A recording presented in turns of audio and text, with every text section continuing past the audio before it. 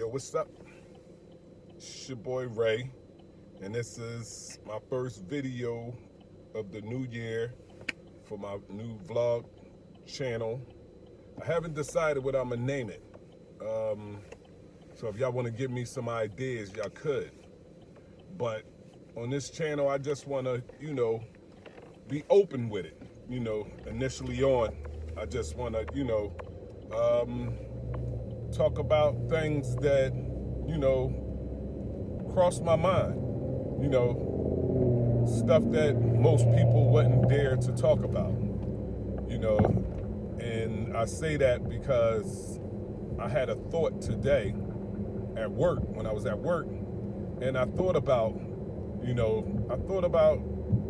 life at work and just life in general. And I thought about, racism. And I thought about, how we have so many racist people in this world, and we have so many racist people that we work around. And little do we know, who's racist. And there are a lot of people that we know that are racist in the field of work that I do. I work at a hospital and I work in physical therapy. I'm not a physical therapist, but I'm what you call a mobility aid. I help people, get mobile and get back to what they used to be before they had the surgery, before they had the accident, before whatever happened to them, to where they once was. While they're in the hospital, I assist them with that. And that's what a mobility aid is. But the thing that I was thinking about was, the thought that I was thinking about was, how different life would be if, now y'all correct me if I'm wrong, if this sounds like a crazy idea or am I onto something? How wild, how cool, or how frustrating, or whatever thought comes across your mind, life would be if all the racist people, white, black, Puerto Rican, whatever you are, if you're a racist, you don't like other colors, other people because of your color, because of their color, then you're considered a racist. And my question is, my thought was, how would life be if we could go to segregation? And what I mean by that is separate the racists from the people that just want to get along with others, no matter the skin color, no matter the background, the knowledge, the age. Like, people just want to be human and just, show up for other people because they're human and they want to just love one another and be friendly and not have any of those thoughts or have to worry about coming across racist people. Like, think about it like this. If there was a possibility, and soon there is, where we can go to Mars or wherever, some planet outside of Earth.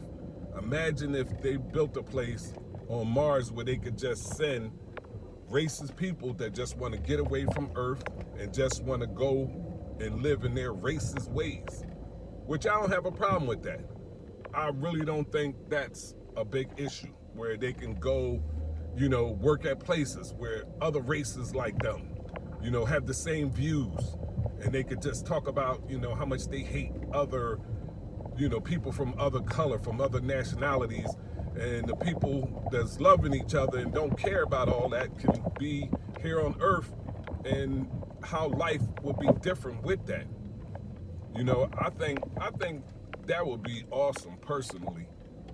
I think that would be something that a lot of people would embrace, because back in the day, segregation was a real thing, but it was more so the racist people wanted to segregate the black people, or people of the opposite, just, the white people wanted to segregate from the black people, and that's really not a bad thing, personally. I think that, they were onto something, but I think it should be the other way around. I think it should be, if you're a racist, we send you to Mars. We send you and all your shit to another planet. Like, we put your ass on a rocket and shoot you out to the stratosphere and let you live out there with the aliens and the racists and all the racist people that don't like black people, don't like white people, don't like Chinese people, don't like Haitian people, don't like Puerto Rican people because of who they are. I mean, that was just a thought that I thought about today at work because, you know, you got so many racist people that work in a hospital setting. And I think that's a dangerous mixture personally, because I think about it like this. Like, say if you got a racist doctor and you got a patient come in, or you got a racist nurse or whatever, and your patient come in and this is the type of person that they don't like because of their skin color. You got a racist doctor or racist nurse and they don't like black people, but yet they work in an inner city hospital where 90% of their patients are black. Now they got these black folks coming in and they just giving them subpar, care, giving them the least. Imagine that. Imagine that happening. They're not going, they're not even giving, and it ain't about going above and beyond their call of duty. They're not even giving them, the same kind of treatment that they're giving everybody else, and they're allowing, things to happen and treatment to be given to these people because of their skin color. Imagine that. Imagine that. Imagine a place where that's happening.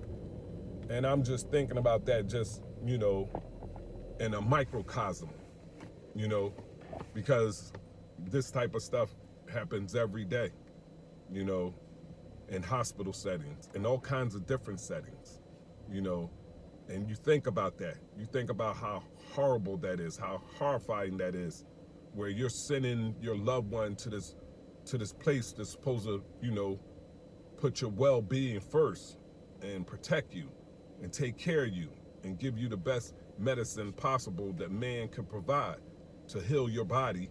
And you got this racist individual that's there so-called prescribing the medicines for you, or, dictating your care, and that's wild to think about that, and that was just something that I thought about, and I don't want to get too deep on this channel, but these are some of my thoughts. This was my thought today at work. How would life be if we could just eradicate, these type of individuals, and it's like in a class where you can, so-called raise your hand and you could be chosen to go to another place, get up out of here. We shoot you, we shoot your ass straight off Earth and then onto Mars, where you can go and be around racist people just like yourself. And then you don't have nobody to hate on, and nobody don't have you to hate on because you're racist and they're racist. So y'all could, or if anything, hate on each other. The hate can be reciprocated. You know what I mean? I don't know. It's just a thought. Y'all let me know in the comments what y'all think. And like I said, this is, my new channel for a new year. And I'm going to be popping back and forth on just doing videos on, and, just talking about stuff, ideas, and, my life, as a 56-year-old man working at a hospital in the inner city, dealing with all kinds of stuff, not just racism, dealing with, ageism, all kinds of stuff that you deal with today. And I'm going to talk about it. I'm going to put it out there. I'm going to put it on my page, Not only those things, just my life. I'm going to see what it's like to, vlog my life. Like, for instance, I'm going to get a haircut now. I'm headed off to my barber. I've been dealing with this barber for about, probably about a good 5 or 6 years now, maybe longer. But you know, he's been cutting my hair for a while now, and I'm headed to go get a cut. And he cuts pretty good. You know, he have his days where, you know, I get out the chair and I'm not too thrilled about the cut, but I'm quite sure everybody done dealt with that, where they get out of the barber chair and they like, could have been better. But, you know, it is what it is. You know, it ain't the worst job, but I guess I'm a perfectionist. What is you doing? This guy, I'm driving, and this guy just looking to his left, not paying attention to the road and veering over my lane. But yeah, like I said, you know, we all have our moments in the barber chair, or if you go woman, you go to a beauty salon and you get out of it and you like, well, wow, this could have been better. But, you know, well, how much can they change your looks? You know, and well, that's a man thing. Like, we can't change our looks. Like a woman can go somewhere and look like a totally different person, where a man, all we can do is get a cut, you know, and voila, love it or hate it, and you gotta accept it, you know.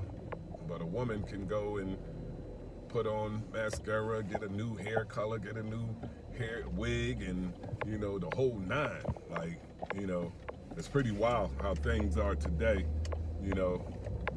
But it is what it is, you know. It is what it is, and on the next episode, I'll show y'all how that haircut look. I'll take off my hat now so y'all can see where I'm at with it. You know, some people always tell me, man, you get a haircut and you don't even look like you need a haircut. But y'all know how it is when you feel like you need that cut. I don't care what nobody say. When you feel like you need a cut, you ain't gonna be right till you get that cut. And other people will swear up and down that you don't need a cut. But you know what you need. You know what's gonna make you feel good going forth. That's just like you got a pair of sneakers, and it might look good to everybody else, and they be like, man, you don't need no sneakers. But they see, you know that how fresh your sneakers can look. You know, it ain't what everybody else think, it's what you think. And me personally, I feel like it's time for a fresh one. So y'all see how I look now? Y'all see where I'm at with it now? And I'll show y'all the before and after on the next episode. So it's your boy Ray, and I'm out. Peace to the next one.